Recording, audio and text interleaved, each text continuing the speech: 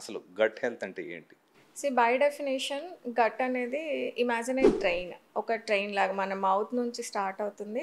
Anal region దాకా ఒక hollow tube అనమాట. ఈ గట్ హెల్త్ ఇన్ స్పెసిఫిక్ ఇప్పుడు అవేర్‌నెస్ పెరిగింది కాబట్టి అసలు ఏంటి గట్ హెల్త్ అంటే, అసలు ఇది హెల్తీగా ఉంటేనే మన రెస్ట్ ఆఫ్ బాడీ హెల్తీగా పనిచేస్తుంది.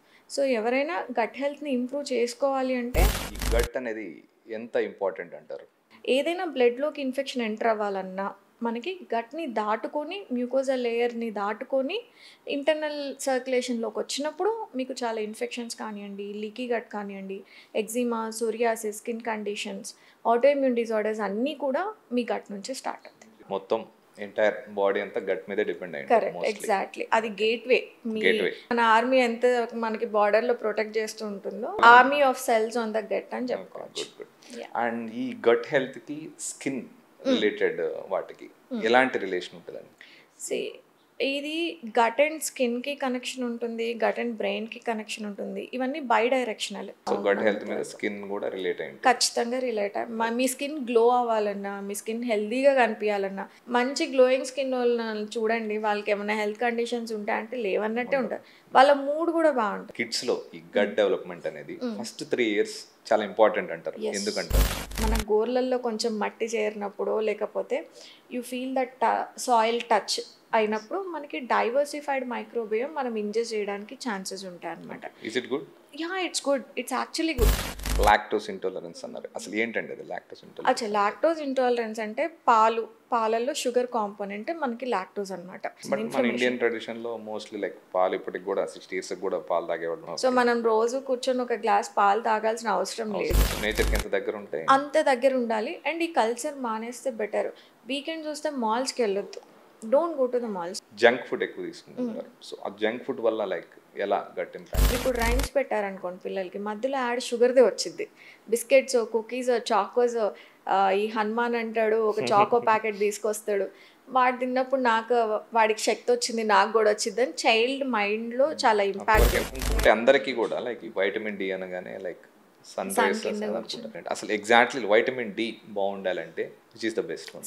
బై రూల్ అరగంట కూర్చుంటే, ఈ ఆల్టిట్యూడ్లో కూర్చుంటే, ఈ యూవీ రేస్ ఒక స్ట్రెంగ్త్లో కూర్చుంటే మీకు సరిపడా optimal levels of vitamin D ఈ ఏజ్ గ్రూప్కి ఇలా చేస్తే వస్తాయని అసలు బై టెక్స్ట్ బుక్ రూల్ ప్రూవెన్గా ఏం లేదు. అందరూ డైట్ అనగానే లైక్ ఇన్స్టాగ్రామ్లో, ఫేస్బుక్లో అన్నిట్లో చూసి follow అయిపోతుంటారు.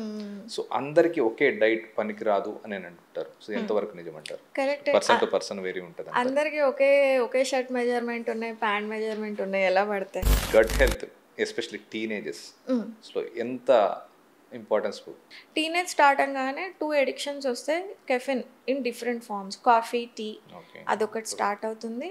I'm telling you 101% diabetes, high cholesterol, BP and high triglycerides, fatty livers, వీటన్నిటికీ పర్మనెంట్ సొల్యూషన్స్ ఉన్నాయి. మీరు లైఫ్ లాంగ్ మెడిసిన్ వేసుకోవాల్సిన అవసరమే లేదు.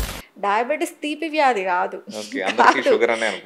అందరూ షుగర్ని కట్ చేసాం, షుగర్ తగ్గిపోయిందని. ప్రివెంటివ్గా నాకు షుగర్ రావద్దు, నాకు డయాబెటీస్ అవ్వద్దు అంటే 5 days a week. I want every one to believe any స్టేజ్లో ఉన్న డయాబెటీస్ మీరు న్యూట్రిషన్ లైఫ్ స్టైల్తో రివర్స్ చేసుకోవచ్చు.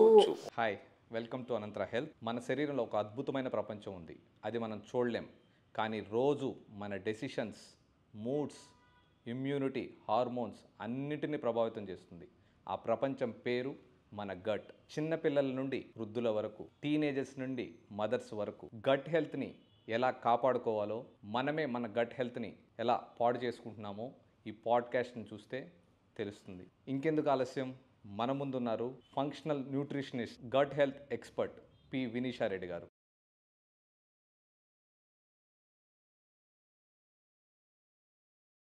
హాయ్ వినీషా గారు. హాయ్ అండి. How you? All good. మీరు ఎలా ఉన్నారు? గుడ్. ఇప్పుడు మీరు రీసెంట్గా మనం ఎక్కడ చూసినా లైక్ ఇన్స్టాగ్రామ్ కావచ్చు, లైక్ సోషల్ మీడియాలో ఏ ప్లాట్ఫామ్లో చూసినా కూడా gut health, post Covid especially gut health, అంతకుముందు గట్ హెల్త్ అంటే అంత అవేర్నెస్ ఏం లేదు. పోస్ట్ కోవిడ్ బట్ అందరూ గట్ హెల్త్ గురించి మాట్లాడతారు. అసలు గట్ హెల్త్ అంటే ఏంటి అంటే నార్మల్ వ్యూవర్స్, ఇప్పుడు మన వ్యూవర్స్కి కానీ నార్మల్ ప్రజలకు కూడా అర్థమయ్యేటట్లు కొంచెం గట్ హెల్త్ అంటే ఏంటి? బై డెఫినేషన్ గట్ అనేది ఇమాజిన్ ఏ ట్రైన్, ఒక ట్రైన్ లాగా మన మౌత్ నుంచి స్టార్ట్ అవుతుంది యానల్ రీజన్ దాకా ఒక హాలో ట్యూబ్ అనమాట.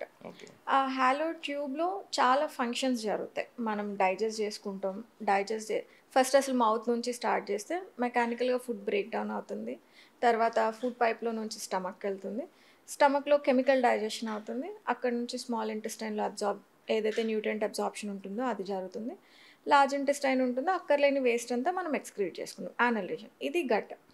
ఈ గట్ హెల్త్ ఇన్ స్పెసిఫిక్ ఇప్పుడు అవేర్నెస్ పెరిగింది కాబట్టి అసలు ఏంటి గట్ హెల్త్ అంటే, ఈ గట్ హెల్తీగా ఉంటేనే దీంట్లో మనకి కనిపించని హీరో, ఇప్పుడు నేను బై డెఫినేషన్ చెప్పగలను, మౌత్ టు యానల్ రీజన్ ఒక ట్రాక్ లాంటిది ఉంటుంది, దాన్ని మనం గట్ అంటామని. కానీ కనిపించని హీరో మనకి గట్ మైక్రోబియం. అసలు ఇది హెల్తీగా ఉంటేనే మన రెస్ట్ ఆఫ్ బాడీ హెల్తీగా పనిచేస్తుంది. సో ఎవరైనా గట్ హెల్త్ని ఇంప్రూవ్ చేసుకోవాలి అంటే మీ డైజెషన్ని ఇంప్రూవ్ చేసుకోవాలి, మీ ఎసిమిలేషన్ అంటే మీ తిన్న దాని నుంచి న్యూట్రియంట్ అబ్జార్బ్ అవుతుందా లేదా ఆ ఫ్యాక్టర్ని ఇంప్రూవ్ చేసుకోవాలి. ఎలాంటి ఫుడ్ తింటున్నాం, ఎంత న్యూట్రిషియస్గా తింటున్నాం, అది తిన్నంత మాత్రాన అది మీకు అబ్జార్బ్ అవుతుందా లేదా, అబ్జార్బ్ అయితే మీరు చాలా లైవ్లీగా ఫీల్ అవుతారు, ఎనర్జెటిక్గా ఉంటారు, తొందరగా లాథర్జీ రాదు, అలాంటివి రాకుండా ఉంటాయి. అండ్ మీ గట్ మైక్రోబియంని మీరు ఫీడ్ చేస్తున్నారా, ఈ మైక్రోబియం మనకి చాలా డిసీజెస్ రాకుండా ఆపడానికి ఒక గేట్వే లాంటిది అనమాట. సో ఈ గట్ హెల్త్కి రిలేటెడ్ 2 ఆర్గన్స్ ఉంటాయి, మీ లివర్, ప్యాంక్రియాస్. సో ఇదంతా ఒక ఫ్యామిలీ లాంటిది. ఇవి ఎప్పుడైతే బాగా పనిచేస్తాయో అప్పుడు మీ ఓవరాల్ హెల్త్ బాగుంటుందని చెప్పుకోవచ్చు. అండ్ అంటే ఈ నార్మల్ హెల్త్కి ఈ గట్ అనేది ఎంత ఇంపార్టెంట్ అంటారు?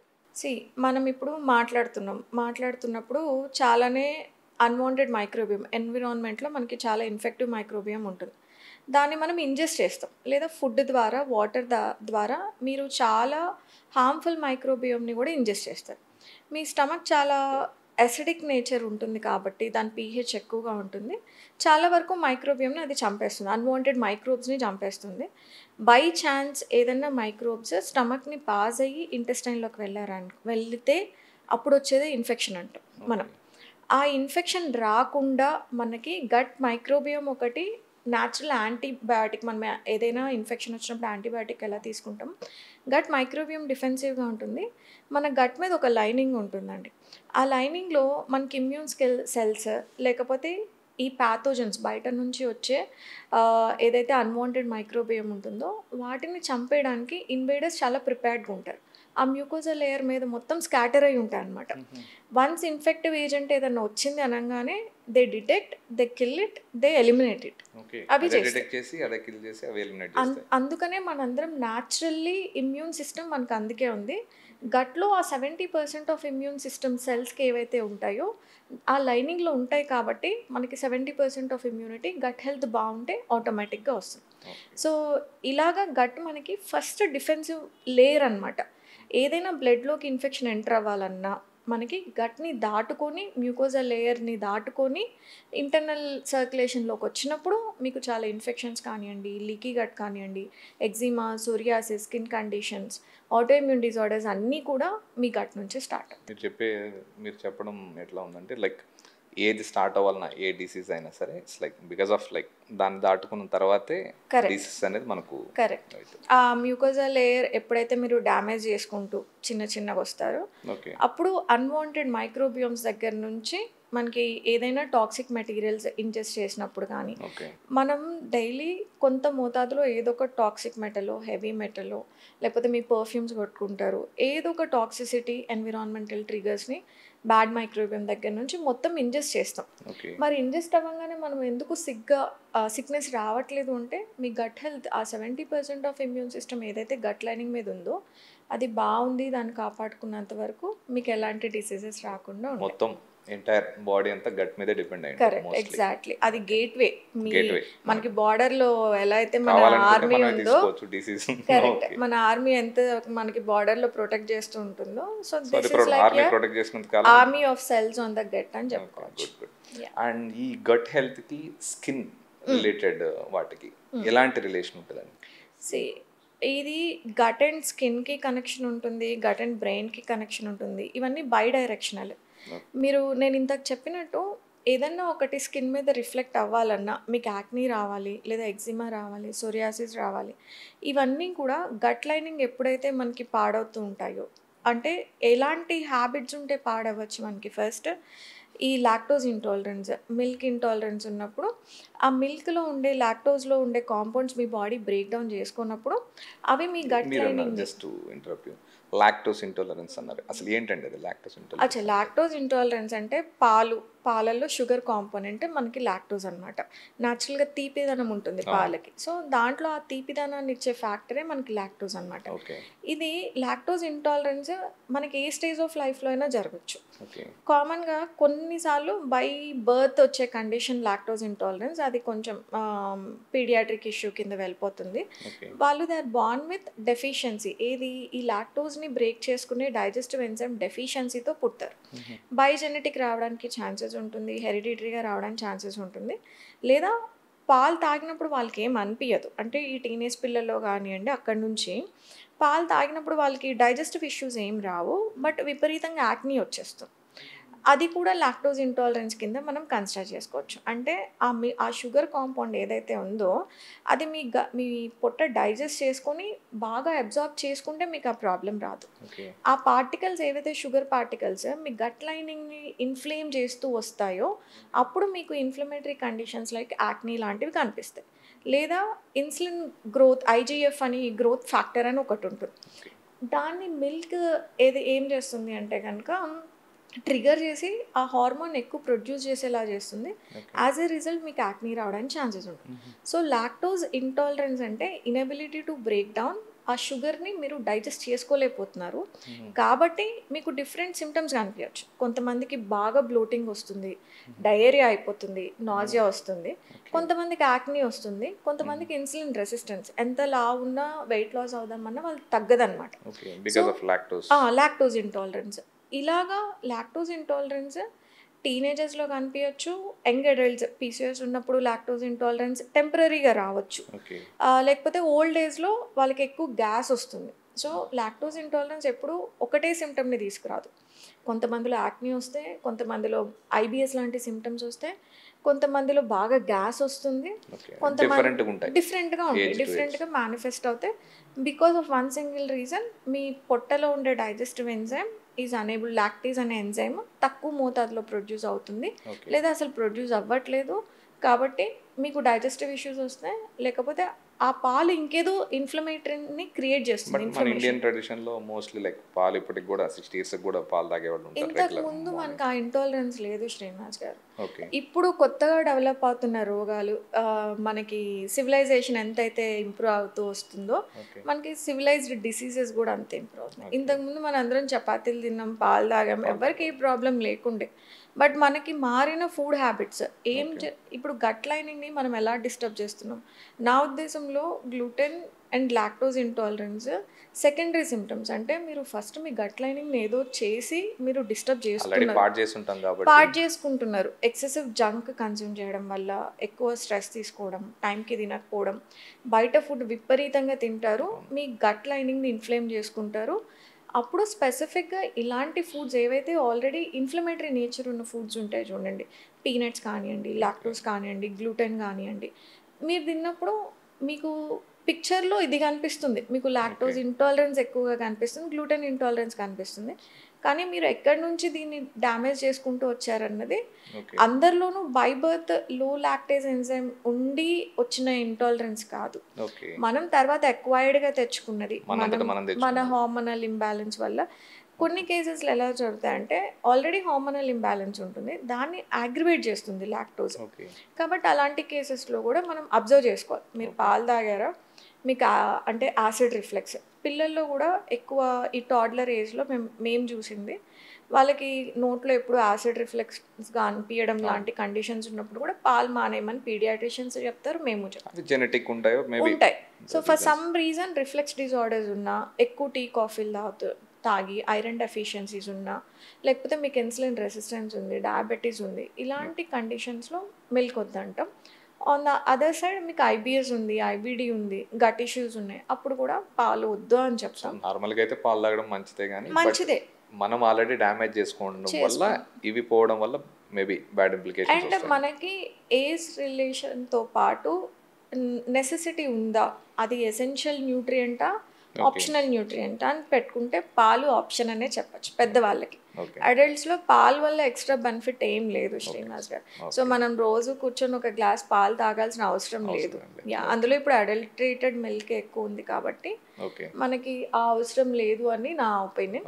బట్ టాడ్లర్ ఏజ్ వరకు కంపల్సరీగా అది న్యూట్రియంట్ సోర్స్ వాళ్ళకి ఇవ్వాలి. ఓకే. ఈ గట్ హెల్త్ అదే మనం లైక్ డిబేట్ అయినట్టున్నాం. స్కిన్కి ఎంతవరకు రిలేట్ ఉంటుంది? స్కిన్కి కూడా నేను చెప్పినట్టు మీకు యాక్నీ ఇష్యూస్ ఉన్నాయనుకోండి, అది డైరీ ఇంటాలరెన్స్ వల్ల టీనేజర్స్లో మీకు ఎక్కువ కనిపిస్తుంది. సో డైరీ ఇంటాలరెన్స్ ఉంటుంది. మీరు పాలు తాగుతున్నారా, ఎక్కువ మోతాదులో పన్నీర్ తీసుకుంటున్నారా, ఈ గట్ లైనింగ్ కొన్నిటికి సెన్సిటివ్ ఉంటాయి శ్రీనివాస్ గారు. కొంతమందిలో కొన్ని ఇంటాలరెన్సెస్ ఈ కండిషన్స్ని కారణమవుతాయి, లేకపోతే ఆ కండిషన్స్ని అగ్రివేట్ చేస్తాయి. సే సపోజ్ పాల ఎక్కువ కన్జ్యూమ్ చేస్తారు, గీ ఎక్కువ కన్జ్యూమ్ చేస్తారు, దానివల్ల వాళ్ళ బాడీ టైప్ షిఫ్ట్ అవుతుంది కాబట్టి యాక్నీ రావడానికి IGF అని ఇంతకు మాట్లాడుకున్నాం, దాన్ని ట్రిగర్ చేస్తుంది. ఆ టీనేజర్స్లో అప్పుడప్పుడే హార్మోన్స్ బ్యాలెన్స్ అవ్వడానికి చేసే ఏజ్ కాబట్టి దాన్ని ట్రిగర్ చేసే ఫుడ్ మిల్క్ కింద కన్సిడర్ చేసుకుంటాం. సో అలాగా మీకు ఫుడ్ ఇంటాలరెన్స్ వల్ల మీ గట్ లైనింగ్ ద్వారా ఇన్ఫ్లేమ్ అయ్యి వచ్చే కండిషన్స్లో యాక్నీ ఉంటుంది. ఎగ్జిమాకి, సోరియాసిస్కి, ఎగ్జిమా అనేది ఒక స్కిన్ కండిషన్, డర్మటైటిస్ అనే స్కిన్ కండిషన్కి కూడా మిల్క్ అగ్రివేట్ చేస్తుంది. కానీ దానికి రూట్ కాజ్ ఏముంటుంది అంటే లీకీ గట్ ఉంటుంది. లీకీ గట్ అంటే ఏంటంటే ఇప్పుడు మనకి గోడ ఇలా చూస్తే ప్లెయిన్గా మంచిగా పెయింట్ వేసి ఉంది, దాని మీద చిన్న చిన్న క్రాక్స్ ఫామ్ అవుతాయి ఫస్ట్, తర్వాత ఆ క్రాక్స్లో వాటర్ చేరుతాయి, ఆ తర్వాత కొన్నేళ్ళకి ఆ సీపేజ్ మొత్తం కలిపి మీ మోల్డ్ పడుతుంది. అప్పుడు మీరు యూ స్టార్ట్ అబ్జర్వింగ్, ఓకే నా గోడ పాడైపోయింది అని అప్పుడు అబ్జర్వ్ చేస్తారు. అప్పుడేమవుతుంది, బయట నుంచి వచ్చేది కానివ్వండి, ఇట్ లుక్స్ డ్యామేజ్డ్. సో ఆ డ్యామేజ్ సేమ్ వైజ్ మన గట్ లైనింగ్ కూడా అలాంటి గట్ లైనింగ్ డ్యామేజ్ ఏదైతే ఫస్ట్ ఆ మ్యూకోజల్ లేయర్ పైన ఇన్ఫ్లమేటరీ సెల్స్ ఏదైతే యాంటీ ఇన్ఫ్లమేటరీ సెల్స్ ఉంటాయో అవి ఫంక్షనాలిటీ తగ్గిపోతాయి. ఎందుకు తగ్గుతాయి, వాటి పని చేసుకోకుండా మీరు ఏదో చేస్తున్నారు, డిస్టర్బ్ చేస్తున్నారు. ఆల్కహాలా, స్మోకా, లేకపోతే టైంకి వాడుకోవట్లేదా, ఎక్కువ బయట ఫుడ్ తింటున్నారా, బయట ఫుడ్లో కలర్స్ ఎక్కువగా వాడతారు, సో డీప్ ఫ్రైడ్ ఆయిల్స్ ఉంటాయి, వీటి వల్ల ఇన్ఫ్లమేటరీ ఫుడ్ మీరు ఎక్కువ ఇచ్చుకుంటూ ఆ గట్ లైనింగ్ని డిస్టర్బ్ చేసి దాని మధ్యలో స్పేస్ సెల్కి మధ్యలో కంబైన్డ్గా ఉండాల్సిన స్పేస్ని మీరు కొంచెం వైడన్ అవుతాయి. దాని నుంచి ఫుడ్ పార్టికల్స్ ఏవైతే బ్లడ్ సర్క్యులేషన్లోకి ఎంటర్ అవ్వకూడదో అవన్నీ ఎంటర్ అయిపోతాయి. ఎంటర్ అయిపోయి మీకు సిస్టమిక్ ఇన్ఫ్లమేషన్ని క్రియేట్ చేస్తాయి, ఒక లో గ్రేడ్ ఇన్ఫ్లమేషన్ని క్రియేట్ చేస్తాయి. అప్పుడు ఏమవుతుంది, వంకాయ తిన్నా పడదు మీకు, తింటే ఎగ్జిమా ఫ్లేర్ అప్ అవుతుంది, నైట్ షేడ్స్ తింటే ఫ్లేర్ అప్ అయిపోతాయి, బంగాళదుంప తింటే కాళ్ళు వాపులు వస్తాయి. సో ఈ స్కిన్ కండిషన్స్కి గట్కి ఇదే రిలేషన్. మీరు ఒక లీకీ గట్ అట్మాస్ఫియర్ని క్రియేట్ చేస్తున్నారు, దానివల్ల వచ్చిన skin conditions. So skin conditions కూడా it start from your gut అని చెప్పుకోవచ్చు. కొన్ని హెరిడిటరీ ఉంటాయి శ్రీనివాస్ గారు. మదర్కి వీక్ గట్ మైక్రోబియం ఉండి పిల్లలకు పుట్టినప్పుడు వాళ్ళకి మదర్కి ఫాదర్కి ఎలాంటి కండిషన్స్ అయితే ఉంటాయి, స్కిన్ కండిషన్స్ మీరు ఎప్పుడు చూసినా సోరియాసిస్ మనకి ఫ్యామిలీలో రన్ అవుతుంటాయి, పేరెంట్స్కి ఉన్నప్పుడు వీళ్ళకి వస్తాయి. ఇక్కడ గట్ మైక్రోబియం ఇంబ్యాలెన్స్ కూడా అంతే రోల్ ప్లే చేస్తుంది. గట్ మైక్రోబియం ఏం చేస్తుంది అంటే మనం తిన్న ఫుడ్ని అదొక షార్ట్ చైన్ ఫ్యాటీ యాసిడ్ కింద కన్వర్ట్ చేస్తుంది. ఇది మనకు అమృతం లాంటిది మన బాడీకి. Gut microbiome short chain fat, అది ప్రొడ్యూస్ చేసే షార్ట్ చైన్ ఫ్యాటీ యాసిడ్స్. ఈ ఫ్యాటీ యాసిడ్స్ మనకి గట్ లైనింగ్ని బాగా నరిష్ చేస్తాయి, అట్ ద సేమ్ టైం ప్రొటెక్టివ్గా ఉంటాయి, మీకు ఎలాంటి ఆటోఇమ్యూన్ డిజార్డర్స్ రాకుండా మిమ్మల్ని ప్రొటెక్ట్ చేస్తాయి. మరి గట్ మైక్రోబియం మనకి ఎలా అయితే పేరెంట్స్ నుంచి కొన్ని జెనెటికల్ డిజార్డర్స్ ఇన్హెరిట్ అవుతామో, ఆ గట్ మైక్రోబియం ఇంబ్యాలెన్స్ కూడా పేరెంట్స్ నుంచి మనం ఇన్హెరిట్ చేసుకునే ఛాన్సెస్ ఉంటాయి. అలా తల్లిలో డిస్బయోసిస్ అంటాం, ఏదైతే గుడ్ అండ్ బ్యాడ్ మైక్రోబియం మధ్యలో ఇంబ్యాలెన్స్ పోతుందో ఆ మదర్ ఆ పేరెంట్స్, యాక్చువల్లీ మదర్ అని నేను చెప్పట్లేదు, ఆ పార్ట్నర్స్ ఎప్పుడైతే వాళ్ళకు పుట్టిన బాబు ఉంటారో వాళ్ళకు కూడా ఛాన్సెస్ ఉంటాయి. సో అప్పుడు ఛాన్స్ ఉంది కదా, ఇంకా వాడికి కంపల్సరీ వచ్చేస్తుందా అని కాదు. Again it's in your hand, మీరు ఎలా పెంచుతున్నారు ఆ పిల్లోని. చిన్నప్పటి నుంచి ఎన్విరాన్మెంట్కి క్లోజ్గా మట్టిలో ఆడుకొనియండి, బయట అవుట్డోర్ స్పోర్ట్స్ ఎక్కువగా జాయిన్ చేయండి. ఇన్ఫ్లమేటరీ ఫుడ్స్ తీసేసేయండి, షుగర్ ఎక్కువ పెట్టడం, గ్లూటెన్ ఎక్కువగా పెట్టడం, డీప్ ఫ్రైడ్ ఫుడ్స్ పెట్టడం, చిప్స్ బిస్కెట్స్ ఇలాంటివి పెట్టకుండా ఎంతవరకు హెల్తీగా ఆ బేబీని మీరు first 5 years or 10 years of లైఫ్లో మీరు ఎంత న్యూట్రిషియస్గా పెంచుతారో ఆ సిమ్టమ్స్ కనిపించకుండా ఉంటాయి. సో అవి రెమిషన్లో ఉండడానికి ఛాన్సెస్ ఉంటాయి. ఇట్స్ నాట్ లైక్ పేరెంట్స్కి ఉంది కదా ఇంకా వీడికి వచ్చేస్తుంది అన్న రూల్ లేదు. మనం ఎప్పుడు కూడా జెనెటికల్లీ పాస్ చేసేవి 2 విషయాలు, ఒకటి మన జీన్స్ పాస్ చేస్తే, ఒకటి మన ఈటింగ్ హ్యాబిట్స్ని పాస్ చేస్తాం. ఆ పేరెంట్స్ ఏ మిస్టేక్ చేసుకొని హెల్త్ కండిషన్ వరకు వచ్చారో వాళ్ళకి వాళ్ళు అనలైజ్ చేసుకొని మేము ఈ తప్పులు చేసాం, మేము స్ట్రెస్ తీసుకున్నాం, బయట ఫుడ్ ఎక్కువ తిన్నాం. ఇప్పుడు మిలీనియల్ పేరెంట్స్ కూడా బాగా తింటున్నారులేండి, బయట అందరూ బయట తింటున్నాం. సో మేమేం చేసి మా గట్ని డిస్టర్బ్ చేసుకున్నాం, అది మా పిల్లల మీద చేయకుండా ఉంటే మీ హెల్త్ స్పాయిల్ చేసుకున్నారు, బట్ పిల్లల హెల్త్ మీద మీరు కేర్ తీసుకోవాలి. యాజ్ ఏ ఫ్యామిలీ అందరూ కలిపి, ఇట్స్ నాట్ లైక్ ఒకసారి డిసీజ్ వచ్చిందంటే ఇంకా అయిపోయింది, మనం అది రివర్సిబుల్ కాదు అని కాదు. మంచి అలవాట్లు, హోలిస్టిక్ అప్రోచ్తో మీరు రివర్స్ చేసుకోవచ్చు. ఇలాగా గట్ అండ్ స్కిన్ రెండు మన బాడీలో ఆ గట్ నుంచే స్టార్ట్ అయింది ఏదైనా నన్ను అడిగితే. సో మీరు చెప్పే ప్రకారం గట్ ఎంత బాగుంటే స్కిన్, గట్ మైక్రోబియోమ్ ఎంత ఫీడ్ చేసుకొని ఆ షార్ట్ చైన్ ఫ్యాటీ యాసిడ్స్ మనకి ప్రొటెక్టివ్ నరిషింగ్ గా సో గట్ హెల్త్ మీద స్కిన్ కూడా రిలేట్ అయ్యింది, ఖచ్చితంగా రిలేట్ అయ్యి. మీ స్కిన్ గ్లో అవ్వాలన్నా, మీ స్కిన్ హెల్దీగా కనిపించాలన్నా, మనం బయటకు ఎంత మేకప్ వేసుకొని కూర్చున్నా స్కిన్ అర్థమవుతుంది. అవుట్డోర్ లైక్ మేకప్ కానీ సో అదర్ దాని మీద ఫోకస్ చేస్తారు కానీ విత్ ఇన్ మీ హెల్త్ బాగుంది అనుకోండి, it reflects on your skin. ఖచ్చితంగా మంచి గ్లోయింగ్ స్కిన్ వాళ్ళని చూడండి, వాళ్ళకి ఏమైనా హెల్త్ కండిషన్స్ ఉంటాయంటే లేవన్నట్టే ఉంటుంది, వాళ్ళ మూడ్ కూడా బాగుంటుంది. It's not just the skin, their mood is also very good. So it obvious గా అంటే మనం చూడడానికి బాగున్నప్పుడు ఆబ్వియస్ గా మన మూడ్ కూడా లేదు చూడడానికి బాగున్నప్పుడు కాదు, అంటే లైక్ ఇప్పుడు మీకు ఆ గ్లో వచ్చేది మీ గట్ మైక్రోబియోమ్ బాగుంది, మీరు హెల్తీగా తింటున్నారు. అది మీ మైండ్ కూడా, మీ కాగ్నేటివ్, మీ మూడ్ని కూడా డిసైడ్ చేస్తుంది మీ గట్. సో ఒకటి బాగున్నప్పుడు మిగతావి కూడా బాగుంటాయి. ఓకే, ఈ గట్ హెల్త్కి ఈ like mental health relational link again bidirectional. Gut నుంచి మనకి సెరటోనిన్, ఒక 70% ఆఫ్ హ్యాపీ హార్మోన్స్ ఏవైతే ఉంటాయో అది సెరటోనిన్ హార్మోన్ అంటాం మనం దాన్ని. అది మీ గట్లోనే ప్రొడ్యూస్ అవుతుంది. ఇది ఏం చేస్తుంది, గట్లో ప్రొడ్యూస్ అయ్యి మీ బ్రెయిన్ రీఅప్టేక్ తీసుకుంటుంది. బ్రెయిన్ తీసుకొని కాగ్నేటివ్ ఎబిలిటీస్కి, మీ మూడ్ డిజార్డర్స్ రాకుండా, మీకు యాంటీ యాంగ్జైటీ పిల్లాగా డిప్రెషన్ రాకుండా కాపాడుకుంటూ ఉంటుంది. ఎప్పుడైతే ఈ ఐబిఎస్, యాసిడ్ రిఫ్లెక్స్, అసిడిటీ ఇలాంటివి గట్ని స్పాయిల్ చేసుకొని ఒక కండిషన్లో మీరు ఉన్నారు, లేదా గట్ మైక్రోబియం డిస్బయోసిస్ లాంటి కండిషన్లో ఉన్నారో, అప్పుడు ఈ సెరటోనిన్ ప్రొడక్షన్ తగ్గుతుంది, లేదా అది బ్రెయిన్ దాకా రీఅప్టేక్ చేసుకునే మెకానిజం చాలా స్లో అవుతుంది. న్యూరో ట్రాన్స్మిటర్స్ అంటాం మనము, అంటే మనం ఇక్కడ కూర్చొని ఉంటాం కానీ అమెరికాలో ఉన్న వాళ్ళతో కూడా ఫోన్లో మాట్లాడవచ్చు.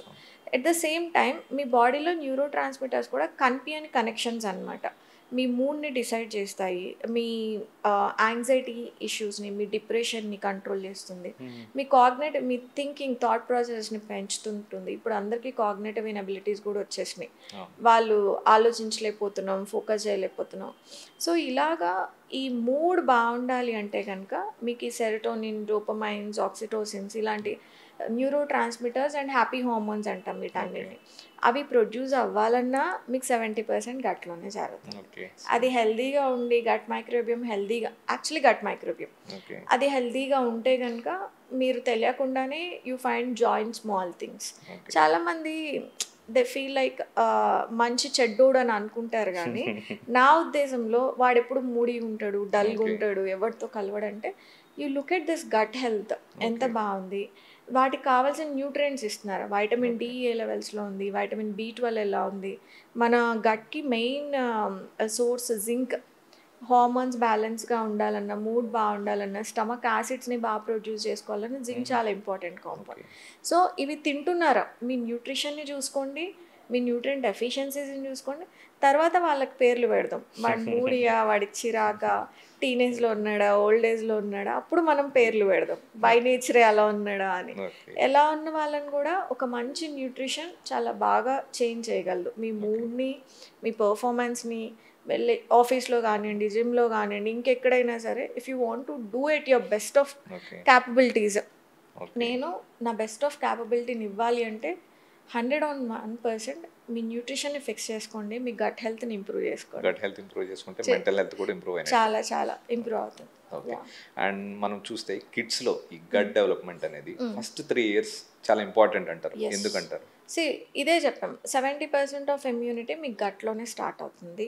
అండ్ మీ హ్యాపీ హార్మోన్స్, మూడ్ని ఇంపాక్ట్ చేసేవి, కాగ్నేటివ్ ఎబిలిటీస్, మీ థాట్స్ని ఇంపాక్ట్ చేసేది అవి కూడా గట్లోనే స్టార్ట్ అవుతాయి. ఈ ఫస్ట్ 3 yearsలో మీరు ఎంత న్యూట్రిషియస్ ఫుడ్, హోమ్ మేడ్ మీలే కన్సిడర్ చేయాలి. ఖచ్చితంగా హోమ్ మేడ్ మీలే కన్సిడర్ చేయాలి. చేసిన దాంట్లో healthy fats, omega-3 rich food ఉండాలి, బి కాంప్లెక్స్ రిచ్ ఫుడ్ ఉండాలి, జింక్ రిచ్ ఫుడ్ ఉండాలి ఖచ్చితంగా. హెల్దీ పిల్లల్లోనే ఎక్కువ ఉండాలి ఇంకా మాట్లాడితే. సో వాళ్ళకి ఎగ్ ఎల్లో స్కిప్ చేయకుండా ఎగ్ ఎల్లోస్ పెట్టాలి. కొద్దిగా 70% వెజిటేరియన్ డైట్, 30% మీరు ఎగ్స్ పెడతారా, ఫిష్ పెడతారా, చికెన్ పెడతారా, depending on their digestive system వాళ్ళు అండ్ పీడియాట్రిషియన్ ఇచ్చిన సలహా ప్రకారం పెట్టుకోవాలి. పిల్లల్ని అవుట్డోర్ గేమ్స్కి కూడా ఎర్లీ ఏజ్లోనే, అంటే అవుట్డోర్ గేమ్స్ అంటే మీకు వరండా ఉందనుకోండి, కొంచెం అక్కడ ఆడుకోనియండి వాళ్ళని. ఎప్పుడు కూర్చోబెట్టి టీవీకి ఎక్స్పోజ్ చేస్తూ, ప్లేస్లో రిస్ట్రిక్ట్ చేయకుండా, లేదా ఇండోర్ ప్లే స్కూల్స్ ఉంటాయి, వాళ్ళు ఇండోర్ ప్లే స్కూల్లో నుంచి మళ్ళీ ఇంటికే వస్తారు. ఇంకా ఎక్కడ సన్ ఎక్స్పోజర్ లేదు, నేచర్ ఎక్స్పోజర్ లేదు. సో సండేస్ వస్తే మాల్స్కి వెళ్ళే బదులు వాళ్ళని ఏదన్నా పార్క్స్కి తీసుకెళ్ళండి. సో పార్క్స్ ఎందుకు చెప్తున్నామంటే, మనకి డైవర్సిటీ ఇన్ గట్ మైక్రోబియం వచ్చేది కూడా మనం మట్టితో ఆడుకున్నప్పుడు, మన గోర్లల్లో కొంచెం మట్టి చేరినప్పుడు, లేకపోతే you feel that soil touch అయినప్పుడు మనకి డైవర్సిఫైడ్ మైక్రోబియం మనం ఇంజెస్ట్ చేయడానికి ఛాన్సెస్ ఉంటాయి అన్నమాట. Yeah, it's good, it's actually good. మీరు ఎక్స్పోజ్ అయిన దాన్ని బట్టి మీ మట్టి పట్టుకొని వెంటనే తినొద్దు, అది నేను చెప్పట్లేదు. But that exposure with the gut diversified microbiome మనకి మట్టిలో ఉంటుంది, ఎన్విరాన్మెంట్లో ఉంటుంది. దానికి మీరు ఎక్స్పోజ్ అవ్వకుండా ఓన్లీ ఇంటర్నల్ మీరు క్రియేట్ చేసిన ఎన్విరాన్మెంట్లో, ఈ లైట్స్ కానివ్వండి, ఏసీస్ కానివ్వండి, మీరు క్రియేట్ చేసుకున్న ఎన్విరాన్మెంట్ వర్సెస్ నేచర్ ఎప్పుడైనా సరే నేచర్కి ఎంత దగ్గర ఉంటే అంత దగ్గర ఉండాలి. అండ్ ఈ కల్చర్ మానేస్తే బెటర్. వీకెండ్స్ వస్తే మాల్స్కి వెళ్ళొద్దు, don't go to the malls. చిన్న చిన్న పార్క్స్ ఏమున్నా, ఈ వాటర్ బాడీస్ ఏమున్నా, చిన్న చిన్న రివర్స్ మనకు ఉన్నాయి కదండి మన హైదరాబాద్లో, వీ హ్యావ్ దట్ లగ్జరీ. నాకు అది చాలా లగ్జరీగా అనిపిస్తుంది. మన బొటానికల్ గార్డెన్ కానివ్వండి, కేబీఆర్ కానివ్వండి, నాకు ఇవన్నీ చాలా లగ్జరీగా అనిపిస్తాయి యాక్చువల్లీ. సో సండేస్ వస్తే యాజ్ ఎ ఫ్యామిలీ అందరూ వెళ్ళండి, go for a small walk, ride, evening అలా నేచర్కి ఎంత దగ్గరగా ఉంటే మీ గట్ మైక్రోబియం కూడా అంత బాగుంటుంది. సో ఫస్ట్ 3 years ఆ టాడ్లర్ ఏజ్ అయిపోయేదాకా కూడా మంచిగా వాళ్ళకి సన్ ఎక్స్పోజర్ బాగుండాలి, మైక్రోబియం ఎక్స్పోజర్ బాగుండాలి, వాళ్ళని స్క్రీన్ టైమింగ్కి తక్కువగా పెట్టాలి. సో దట్ వాళ్ళ కాగ్నేటివ్ ఎబిలిటీస్ పెరుగుతాయి అండ్ వాళ్ళ ఇమ్యూన్ సిస్టమ్ చాలా స్ట్రెంగ్తెన్ అవుతుంది. మీరు గట్ని డిస్టర్బ్ చేసేలాగా ఏం చేయట్లే, వాటిని ఎన్హాన్స్ అయ్యేలాగా కూడా మీరు ప్రయత్నిస్తారు.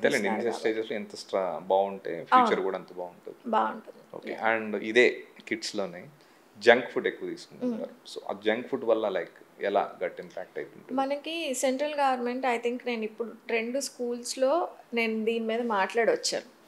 దేని గురించి అంటే, షుగర్ బోర్డ్ ఇనిషియేటివ్ ఒకటి తీసుకుంది సెంట్రల్ గవర్నమెంట్. అంటే సెంట్రల్ గవర్నమెంట్ వచ్చి మీకు షుగర్ ఇంత తినొద్దు అని స్కూల్స్ లెవెల్ దాకా వెళ్ళి ఎడ్యుకేట్ చేయాలి అని ఒక ఇనిషియేటివ్ తీసుకొచ్చింది, షుగర్ బోర్డ్ ఎడ్యుకేషన్ ఇనిషియేటివ్. అంటే ప్రతి స్కూల్ ఒక షుగర్ బోర్డుని తయారు చేయాలి.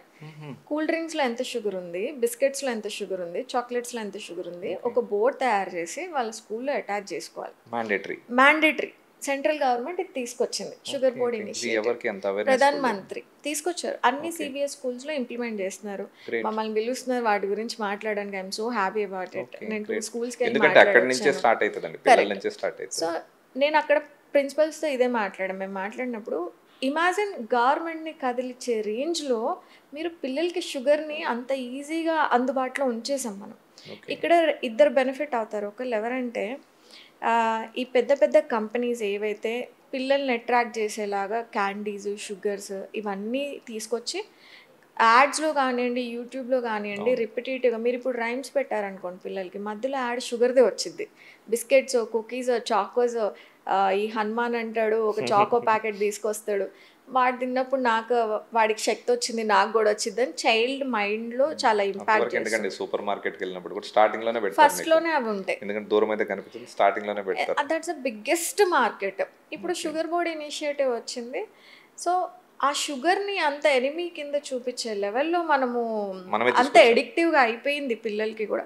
పిల్లల్ని బ్లేమ్ చేయడంలో ఏం లేదు, వాళ్ళంతటి వాళ్ళు సంపాదించి కొనుక్కోవట్లేదు, మనమే కొనిస్తాం. మనం అవైలబిలిటీలో పెడుతున్నాం. మనం డైనింగ్ టేబుల్ మీద ఏదైతే వాడికి కనిపించేలాగా ప్రతిరోజు మీరు పెడతారో వాడు అదే తీసుకొని తింటాడు.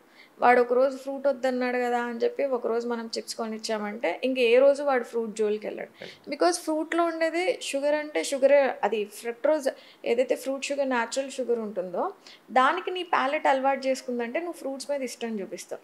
కానీ ఈ షుగర్స్లో ఈ చాక్లెట్స్లో డిఫరెంట్ ఫ్లేవర్స్ ఉంటాయి, డిఫరెంట్ కలర్స్ ఉంటాయి. నీ ఐ చూసినప్పుడు నీకు అట్రాక్టివ్గా ఉంది, నీ టంగ్కి చాలా టేస్టీగా ఉంది, నీ మైండ్ ఎందుకు కామ్గా ఉంటుంది, నీకు ఎడిక్షన్ అలవాటు చేస్తాం. ఈ ఎడిక్షన్ వల్ల ఎప్పుడో ఒకసారి మేము పిల్లల్ని ఎడ్యుకేట్ చేసేటప్పుడు కూడా స్కూల్స్కి వెళ్ళి ఎడ్యుకేట్ చేసినప్పుడు మేము గుడ్ ఫుడ్ బ్యాడ్ ఫుడ్ అని ఎప్పుడు చెప్పాం.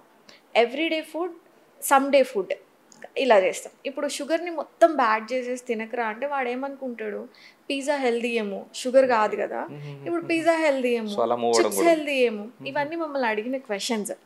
సో మేము ఫస్ట్లో గుడ్ ఫుడ్ బ్యాడ్ ఫుడ్ అని మాట్లాడేవాళ్ళం. Then I changed my version. ఇది గుడ్ ఫుడ్ బ్యాడ్ ఫుడ్ కాదు, ఎవ్రీడే ఫుడ్. అంటే నువ్వు కూరగాయలు రోజు తినొచ్చు, అన్నం రోజు తినొచ్చు, నీ ఉప్మా ఏదైతే ఉంటుందో అవన్నీ ఇంట్లో వండేవన్నీ రోజు తినొచ్చు. సండే ఫుడ్ ఏంటి, అకేషనల్లీ నీ ఫ్రెండ్ బర్త్డే వచ్చింది అనుకో, నువ్వు చిన్న పీస్ ఆఫ్ కేక్ తిను, దానివల్ల నీకేం హెల్త్ కన్సర్న్స్ రా. సో అకేషనల్ ఫుడ్స్ అన్నిటినీ మేము లిస్ట్ చేసి, అరే నువ్వు ఇది అకేషన్ అంటే మంత్కి ఒకసారి, దాంట్లో ఇంత పోర్షన్లో తినొచ్చు అని మేము ఎడ్యుకేట్ చేయడం స్టార్ట్ చేసాం. ఐ థింక్ ఈ షిఫ్ట్ అందరూ తేవాలి. Rather than labelling the food as good food and bad food, everyday food versus occasional food కింద అది పెద్దవాళ్ళకు కూడా వర్తిస్తుంది. ఇప్పుడు మనం షుగర్ మనం మానేయం కదా, మానేయమంటే ఎవరు మానేరు, మార్చుకోండి కొంచెం తక్కువ తినండి అంటే. సో ఫ్రీక్వెన్సీ తగ్గించుకోండి. అకేషన్, మీ ఇంట్లో ఒక పుట్టినరోజు ఉందా, లేకపోతే ఇప్పుడు సాఫ్ట్వేర్ కల్చర్లో రోజు పుట్టినరోజులే. సో అకేషనల్ ఫుడ్ ఎంత అకేషనల్లీ తీసుకుంటే మంచిగా వాటిని కేటగరైజ్ చేసుకొని అకేషనల్ యూస్ కింద మనం పెట్టుకోవచ్చు. సో ఈ షుగర్ ఏమవుతుంది, పిల్లోడు తిన్నప్పుడు వాడు షుగర్ ఒక్కటే తినట్లేదు, దాంతోపాటు కలర్స్ తింటున్నాడు, ఎడిటివ్స్ తింటున్నాడు, ప్రిజర్వేటివ్స్ తింటున్నాడు. వాడి గట్ మైక్రోబియంకి ఏదైతే ఫీడ్ చేయకూడదో అదంతా మీరు ఫీడ్ చేస్తున్నారు. మనకి ఇనీషియల్ స్టేజ్లోనే గట్ మైక్రోబియంని ఫీడ్ చేసి ఇన్ఫ్లమేటరీ ఫుడ్ ఇవన్నీ అవి వాటికి చాలా కాలనీస్ ఉంటాయి శ్రీనివాస్ గారు. ఒకటే టైప్ ఆఫ్ బ్యాక్టీరియా మన కోలన్ అంతా ఉండదు, కొన్ని ట్రిలియన్స్లో ఉంటాయి. మనకి టెన్నిస్ కోర్ట్ మీద ఎంతైతే ఒక 300 స్క్వేర్ ఫీటో అంత టెన్నిస్ కోర్ట్ అయితే ఎంతైతే ఉంటుందో, trillions millions of bacteria మైక్రోబియం, actually bacteria కాదు, మనకి చాలా స్ట్రెయిన్స్ ఉంటాయి. బ్యాక్టీరియా ఉంటుంది, ఫంగై ఉంటాయి, ఇంకా డిఫరెంట్ స్ట్రెయిన్స్ ఆఫ్ మైక్రోబియమ్స్ ఉంటాయి. వీటిని ఫీడ్ చేయాలంటే నువ్వు హెల్తీగా తినడమే కాదు, అన్హెల్దీగా తినడం కూడా మానేయాలి. ఇప్పుడు చాలామంది ఎలా చేస్తారంటే 3 హెల్దీ మీల్స్ తింటారు, ఒక అన్హెల్దీ అని చెప్పేసి ఇంత పెద్ద చాక్లెటో లేకపోతే ఏదో ఒకటి అన్హెల్దీగా తింటూ ఉంటారు. సో నువ్వు హెల్దీగా తిన్నదంతా ఇది క్యాన్సిల్ చేసిద్ది రోజు తిన్నావు అంటే కనుక నీ గట్ మైక్రోబ్. సేమ్ పిల్లలకి కూడా వర్తిస్తుంది. మనం పేరెంట్స్ ఏమనుకుంటాం, 3 మీల్స్ ఒక చిప్స్ ప్యాకెటే కదా, లేకపోతే ఒక ఐస్ క్రీమే కదా అని ఇచ్చేస్తాం. అది రోజు ఇవ్వడం వల్ల మీరు ఆ ఇన్ఫ్లమేటరీ ఫుడ్ని ఈ గట్ మైక్రోబియంకి ఎగెనిస్ట్గా పెడుతున్నారు. దానివల్ల వాళ్ళకి డెవలప్ అవ్వాల్సిన గట్ మైక్రోబియం డెవలప్ అవుతాయి. దానివల్ల పిల్లల్లో తొందరగా ఎలర్జీస్ వస్తాయి, నీరసం, ఫెటీగ్ వస్తుంది, ఐరన్ డెఫిషియన్సీస్ వస్తాయి. ఇవన్నీ యాంటీ న్యూట్రియంట్స్ కింద కన్సిడర్ చేసుకుంటాం. అకేషనల్ ఫుడ్స్ అన్నీ కూడా యాంటీ న్యూట్రియంట్స్, అందుకే అవన్నీ అకేషనల్ వైపు వెళ్తాయి అన్నమాట మనకి. సో అలాగా ప్రతిరోజు అలవాటులో మీరు ఇవి తీసుకురావడం వల్ల గట్ మైక్రోబియంని ఫీడ్ చేయట్లేదు. ఇన్ఫ్లమేటరీ మైక్రోబియం, మనం గట్ మైక్రోబియంలో బ్యాలెన్స్ ఉంటుంది, ఏది గుడ్ అండ్ బ్యాడ్ రెండూ ఉంటాయి. ఎప్పుడైతే మీరు హెల్తీగా తింటారో గుడ్ బ్యాక్టీరియాని గుడ్ మైక్రోబియంని ఫీడ్ చేస్తారు, అన్హెల్దీగా తింటారో మనకి అన్హెల్దీ మైక్రోబియం ఫీడ్ అయిపోతుంది. క్యాండిడా ఓవర్ గ్రోత్ లాంటివి అక్కర్లేని ఎక్కువగా ఇన్ఫ్లమేటరీ మైక్రోబియం పెరగడం వల్ల ఆటోఇమ్యూన్ డిజార్డర్స్ దగ్గర నుంచి స్కిన్ ఇష్యూస్, ర్యాష్ అని చెప్పేసి తొందరగా సిక్ అవ్వడం, ఎలర్జీస్ రావడం, ఫుడ్ ఇంటాలరెన్స్ రావడం లాంటివి మనం పిల్లల్లో చూస్తాం. అందుకని షుగర్ ఒక్కటే హార్మ్ఫుల్ కాదు, దాంతోపాటు మనం పెట్టే పిజ్జాలు, బర్గర్లు ఇవన్నీ కూడా sugar, junk in common. Anything processed ఫుడ్స్లో మనకి మినిమల్లీ ప్రాసెస్డ్ అల్ట్రా ప్రాసెస్డ్ ఉంటాయి చూడండి, అల్ట్రా ప్రాసెస్డ్ జోలికి వెళ్ళొద్దు అది. అండ్ ఈ 70% ఇమ్యూన్ సిస్టమ్ మొత్తం గట్ హెల్త్ మీద డిపెండ్ అయి ఉంటుంది అంటారు. సో ఎంతవరకు? దట్ ఈస్ వాట్ మనకి ఆ గట్ లైనింగ్ మీద ఉన్న సెల్స్ మనకి ఒక డిసీజ్ని మన లోపల దాకా రాకుండా ప్రొటెక్ట్ చేస్తాయి. ఒక ఇన్ఫెక్షన్ని మన బ్లడ్ సర్క్యులేషన్లో దాకా రాకుండా అవి ఫైట్ చేస్తాయి. అందుకనే 70% ఆఫ్ ఇమ్యూన్ సిస్టమ్ మన గట్ లైనింగ్ మీద ఉందన్నమాట. ఆ గట్ లైనింగ్ హెల్దీగా స్ట్రాంగ్గా మ్యూకోజా లేయర్ ఉన్నంత వరకు, మీరు మంచి ఫుడ్ని ఫీడ్ చేస్తున్నంత వరకు మీ ఇమ్యూన్ సిస్టమ్ బాగుంటుంది. హ్యావింగ్ సెడ్ దట్, మన బాడీకి కొన్ని వైటమిన్స్ ఇమ్యూన్ సిస్టమ్ని ఎన్హాన్స్ చేసుకోవడానికి చాలా ఇంపార్టెంట్. వాటిలో వైటమిన్ డి చాలా ఇంపార్టెంట్. ఇది ఎలా అంటే ఎగ్జిమా, సోరియాసిస్ లాంటివి వేరే ఆటో ఇమ్యూన్ డిజార్డర్స్ రాకుండా ఒక హీరో లాగా ఇట్ స్టార్ట్స్, ఒక షీల్డ్ లాగా ఉంటుంది మనకి వైటమిన్ డి.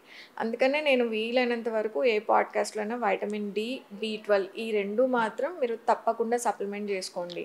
బ్లడ్ అందరికీ కూడా వైటమిన్ డి అనగానే లైక్ సన్ రైస్ అసలు ఎగ్జాక్ట్లీ వైటమిన్ ఒక్కొక్కటి ఎక్స్ప్లెనేషన్ ఇస్తారండి. హాస్పిటల్కి వెళ్తే కొంతమంది పిల్స్ తీసుకోమంటారు ఇవన్నీ. అసలు ఎగ్జాక్ట్లీ వైటమిన్ డి బాగుండాలంటే which is the best one? అసలు వైటమిన్ డికి సన్ రేస్కి కనెక్షన్ ఫస్ట్ అర్థం చేసుకుందాం. అఫ్ కోర్స్ యూవీ రేస్ ఎప్పుడైతే మన స్కిన్ని టచ్ అవుతాయో కొలెస్ట్రాల్ అండర్నీత్ ఉన్న కొలెస్ట్రాల్ని యూటిలైజ్ చేసుకుని ఇన్యాక్టివ్ ఫార్మ్ ఆఫ్ వైటమిన్ డిని active form of vitamin D కింద కన్వర్ట్ చేసుకునే ప్రాసెస్ అనమాట. అది జరుగుతుంది. జరగదా అంటే సన్ రేస్ నుంచి వైటమిన్ డి రాదా అంటే వస్తుంది. కానీ ఇన్యాక్టివ్ ఫామ్ లివర్లో నుంచి మీ బ్లడ్ సర్క్యులేషన్లోకి ఎంటర్ అయ్యి లివర్లో ఇన్యాక్టివ్ ఫామ్ నుంచి కిడ్నీస్లోకి వెళ్ళి అక్కడ యాక్టివ్ ఫామ్ కింద కన్వర్ట్ అయ్యి మీ బాడీ అబ్జార్బ్ చేసుకోవాలి. కానీ మనకి ఎక్కడ కూడా బై రూల్ అరగంట కూర్చుంటే, ఈ ఆల్టిట్యూడ్లో కూర్చుంటే, ఈ యూవీ రేస్ ఒక స్ట్రెంగ్త్లో కూర్చుంటే మీకు సరిపడా optimal levels of vitamin D ఈ ఏజ్ గ్రూప్కి ఇలా చేస్తే వస్తాయని అసలు బై టెక్స్ట్ బుక్ రూల్ ప్రూవెన్గా ఏం లేదు. సో కాబట్టి మనము సూర్యుడి కింద కూర్చొని ప్రేయర్ చేసి నాకు వచ్చేసిద్ది అని అనుకున్నారంటే మీరు రోగాలు లోపల మీ బాడీని ఒక బ్రీడింగ్ డిసీజ్కి బ్రీడ్ చేస్తున్నట్టు ఓన్లీ సన్. అది ఉన్న వాళ్ళలో మేబీ మీ అబ్జార్ప్షన్ బాగుంది అనుకోండి, మీకు నార్మల్ లెవెల్స్లో ఉండొచ్చేమో, కానీ బ్లడ్ టెస్ట్ చేయించుకోకుండా నాకు వచ్చేస్తుంది అని అనుకోవద్దు. బికాజ్ ఎవ్రీడే నా డ్యూటీయే కూర్చొని రిపోర్ట్ అనాలిసిస్ చేసుకోవడం. ఒక 5 years అయింది అనుకుంటా మేము ఇది స్టార్ట్ చేసి ఓన్లీ ఇలా గట్ హెల్త్ మీద ఫోకస్ చేసి. ఒక్క రోజు కూడా నేను normal level of forget about optimal levels, normal level of vitamin D నేను ఎవరి రిపోర్ట్లో చూడలేదు. కాబట్టి తెలుగు వాళ్ళు స్పెసిఫిక్గా అర్థం చేసుకోవాల్సింది, ఖచ్చితంగా మీరు వైటమిన్ డి టెస్ట్ చేసుకోండి. ఎందుకంటే వైటమిన్ డి మీకు చాలా రకాలుగా బాడీకి అదే ఆల్మోస్ట్ మీ కాగ్నేటివ్ ఎబిలిటీస్, ఈ న్యూరో ట్రాన్స్మిటర్స్ గురించి మాట్లాడుకున్నాం, అవి బాగా పనిచేయాలన్నా, కాగ్నేటివ్ ఎబిలిటీ బాగుండాలన్నా, ఇమ్యూన్ సిస్టమ్ స్ట్రాంగ్గా ఉండాలన్నా, ముసలి వయసు అయిపోయిన తర్వాత మీకు మోకాళ్ళ నొప్పులు, ముసలేంటి 35 ఏళ్ళకే మోకాళ్ళ నొప్పులు వస్తున్నాయి, మోకాళ్ళ నొప్పులు రాకూడదు అన్నా, జిమ్ ఇప్పుడు అందరూ ఎక్కువ వెళ్తున్నారు, మీకు అక్కడ మీ పర్ఫార్మెన్స్ బాగుండాలన్నా, జాయింట్ స్ట్రెంగ్త్గా ఉండాలన్నా మీకు వైటమిన్ డి కంపల్సరీగా ఉండాలి. ఇక్కడ చేసే మిస్టేక్ ఏంటి అంటే యాన్యువల్గా ఒకసారి రిపోర్ట్ తీయించుకుంటాం మనం. అది కూడా అసలు ఇప్పుడు అవేర్నెస్ వచ్చింది కాబట్టి ఇప్పుడు ఎవరో చేయించుకుంటున్నారు, అంతే ఎవరులే. ఒక్కసారి చేయించుకున్నాం, ఒకసారి డెఫిషియన్సీ కనిపించింది, ఒకసారి ట్రీట్మెంట్ తీసుకున్నాం, అయిపోయింది. మళ్ళీ 2 సంవత్సరాలు మళ్ళీ బ్లడ్ టెస్ట్ చేసేదాకా మీరు ఇగ్నోర్ చేస్తారు. ఇలాగ మీరు మీ 30 లోపల ఇగ్నోర్ చేసి వైటమిన్ సివియర్ డెఫిషియన్సీస్ ఉన్నప్పుడు మీ బాడీని మీరు ఈజీగా ఆటోఇమ్యూన్ డిజార్డర్స్ రావడానికి ఒక ప్రీడిస్పోజిషన్ ఓపెన్ చేసినట్టు పెట్టుకున్నారు. అప్పుడు మీరు ఏం చేస్తున్నారు, ప్యారలల్గా బయట అన్హెల్దీ ఫుడ్ తింటున్నారు, ఏదో ఒకటి రోగం తెచ్చుకుంటున్నారు, that manifest into autoimmune disorders లాంటివి, ఏదన్నా గట్ హెల్త్ వీక్ అవ్వడానికి కానివ్వండి మీరు స్కోప్ ఇస్తున్నారు. కాబట్టి వైటమిన్ డి ఎప్పుడు కూడా ఫస్ట్ డెఫిషియన్సీ చెక్ చేసుకున్న తర్వాత దానికి ట్రీట్మెంట్కి ఎంతవరకు అవసరమో అంతవరకు తీసుకొని మెయింటెనెన్స్ డోస్ కూడా మనం తీసుకోవాల్సిందే. సో ప్రూవెన్ సన్ రేస్లో కూర్చుంటే ఫస్ట్ అసలు ఎవరు ఎండలోకి వెళ్ళట్లేదు శ్రీనాథ్ గారు. పొద్దున్న 15 minutes వాకింగ్కి వెళ్ళినా కూడా మనం చెట్ల కిందనే అదే చూస్తాం. ఎండలో వెళ్ళి కూర్చోం. అండ్ అపార్ట్మెంట్ కల్చర్లో అసలు ఎండ రాదు. ఫస్ట్ మేము నన్నే తీసుకోండి, ఇక్కడ ఆఫీస్ నుంచి ఇంటికి, ఇంటి నుంచి ఆఫీస్కి, సాయంత్రం అయిపోయింది వెళ్ళేసరికి అలా బయట నడిచినా కూడా ఎండ లేదు. ఉన్నా కూడా స్కిన్ ట్యానింగ్ అనో లేకపోతే ఇంకేదో అని మనం కవర్ చేసుకొని కూర్చుంటాం. మోస్ట్లీ కావాలని ఎండలో అయితే మనం ఎవరం కూర్చోం. ఆ కూర్చున్న 5 minutesలోనే వైటమిన్ డి వచ్చేస్తుంది అన్నది అది పెద్ద అపోహ, మిత్ లాంటిది. సో కాబట్టి వైటమిన్ డి మీ ఇమ్యూన్ సిస్టమ్ని చాలా స్ట్రాంగ్గా ఉంచుతుంది. సో వైటమిన్ డి సప్లిమెంటేషన్ ఒకసారి చేసేది కాదు, లైఫ్ లాంగ్ మెయింటెనెన్స్ డోస్లో మీరు మీ డాక్టర్తోనో లేదా మాతోనో మాట్లాడుకొని నాకు ఎంత మోతాదులో తీసుకోవాలి. ఎందుకంటే ఇది కన్సల్టేషన్ బేస్ మీదే తీసుకోవాలి. బికాస్ ఫ్యాట్ సాల్యుబుల్ వైటమిన్స్ ఎక్కువ మోతాదులో తీసుకుంటే లివర్ పాడైపోయింది. సో లివర్ పాడైపోయింది. So fat soluble vitamins ADEK అంటాం. వీటిల్లో ఏది తీసుకుంటున్నా మీరు ఖచ్చితంగా మీ డాక్టర్తో మాట్లాడుకోవాలి. చేయొద్దు. డెఫిషియన్సీ బ్లడ్ టెస్ట్ లేకుండా మనం డోసేజ్ ఎవ్వరం కూడా డిసైడ్ అవ్వకూడదు. ఖచ్చితంగా అది age group right from 2 years పిల్లల దగ్గర నుంచి ఒక 60, 70, 80, 90 ఎంత అయితే అంత అందరికీ వైటమిన్ డి డెఫిషియన్సీస్ ఉంటాయి. యూనివర్సల్ ఇది. కాబట్టి మనం ఖచ్చితంగా సప్లిమెంట్ చేసుకోవాలి. సో ఇమ్యూనిటీ స్ట్రాంగ్గా ఉంటుంది. అండ్ ఈ ప్రీబయోటిక్స్ ప్రోబయోటిక్స్ అంటున్నారు, ఈ డిఫరెన్స్ ఏంటండి? ఎంతవరకు యూజ్ ఇవి? ఇప్పుడు ప్రోబయోటిక్స్ ఒక బఠానీలు అమ్మినట్టు అమ్ముతున్నారు. హానెస్ట్లీ మనం ఏమనుకుంటాం, ఒక ప్రోబయోటిక్ సప్లిమెంట్ అంటే ప్రోబయోటిక్స్లో ఏముంటాయి, లైవ్ బ్యాక్టీరియా ఉంటుంది. వాటిల్లో ఒక 4-5 స్ట్రెయిన్స్, లాక్టోబాసిలస్, బిఫిడో ఇలాంటివి 4-5 స్ట్రెయిన్స్ కలిపి వాడు ఒక సప్లిమెంట్ చేసుకుంటాడు. అది తీసుకుంటే మన గట్ కాలనీస్ ఎలా అయితే న్యాచురల్గా ఫామ్ అయ్యాయో అలాగే ఇది పనిచేస్తుంది అని చెప్పడం చాలా కష్టం. కొన్ని రీసెర్చ్ ఆర్టికల్స్ ఏం చెప్తున్నాయి, అవి అసలు కొలనైజ్ అవ్వవు, అవి ఎక్స్క్రీట్ అయ్యి వెళ్ళిపోతాయి. వాటి ఇంపాక్ట్ ఓన్లీ 1% ఆఫ్ పాపులేషన్ మీదే ఉంటుంది. మిగతాదంతా ప్లాసిబో ఎఫెక్ట్. అంటే ఏంటంటే నేను తీసుకున్నా కాబట్టి psychologically you feel better. Placebo effect. మా ప్రాక్టీస్లో, బికాజ్ నేను ఐబిఎస్లో స్పెసిఫిక్గా ఐబిఎస్, ఐబిడి, గర్డ్ ఇష్యూస్లో నేను స్పెసిఫిక్గా వర్క్ చేస్తాను కాబట్టి మేము కొన్ని స్ట్రెయిన్స్ ఆఫ్ బ్యాక్టీరియాని ఖచ్చితంగా వాడతాం. దాంట్లో డయేరియా కేసెస్లో ఎస్బోలార్డి స్ట్రెయిన్ని వాడతాము. కాన్స్టిపేషన్ కేసెస్లో VSL-4 లాంటి ఫార్ములేషన్స్, కొన్ని lactobacillus strains, H pylori infection వచ్చినప్పుడు కొన్ని స్ట్రెయిన్స్, ఇలా స్పెసిఫిక్గా పిక్ చేసుకొని ఒక 15 days నుంచి 30 daysకో 45 days దాకాను వాళ్ళ టాలరెన్స్ని బట్టి వాడతాం.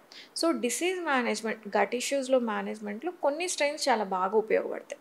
ప్రోబయోటిక్స్ ఆర్ హెల్ప్ఫుల్, కానీ ఇవి జనరల్ సప్లిమెంట్ అయితే కాదు. అంటే మీకు ఏం ఇష్యూస్ లేవు, ఒక ప్రోబయోటిక్ వేసుకుంటా అంటే అది దేనికి పనికిరాదు మీకు హానెస్ట్గా. అవి కొలనైజ్ అవ్వవు. ఎక్కడైతే డిసీజ్కి అగెనిస్ట్ వాడుకుంటారో అక్కడ మంచిగా పనిచేస్తుంది. అది మీకు ఏ డిజార్డర్కి ఏ స్ట్రెయిన్ వాడుకోవాలో తెలిసినప్పుడు ఇంకా ఎక్సలెంట్గా పనిచేస్తారు. ప్రీబయోటిక్స్ అంటే ఏంటంటే ఆల్రెడీ మన పొట్టలో మైక్రోబ్స్ ఉంటాయి, మైక్రోబియోమ్ ఉంటుంది. వాటిని మీరు ఫీడ్ చేయడానికి వాడే పదార్థాలు, ఫుడ్ ఏదైతే ఉంటుందో దాన్ని ప్రీబయోటిక్ అంటాం అనమాట. సో ఫర్ ఎగ్జాంపుల్ వెజిటేబుల్స్ అన్నీ కూడా ప్రీబయోటిక్సే. మీ గట్లో ఉన్న మైక్రోబియోమ్ వెజిటేబుల్ నుంచి వచ్చే ఫైబర్ని తీసుకొని అది ఫుడ్ కింద వాడుకొని అది తిన్న తర్వాత దీన్ని ఫ్యాటీ యాసిడ్స్ కింద కన్వర్ట్ చేస్తాం. సో ప్రీబయోటిక్స్ అది food for probiotics. Prebiotics are food for probiotics. అవును, వాటికి అనమాట.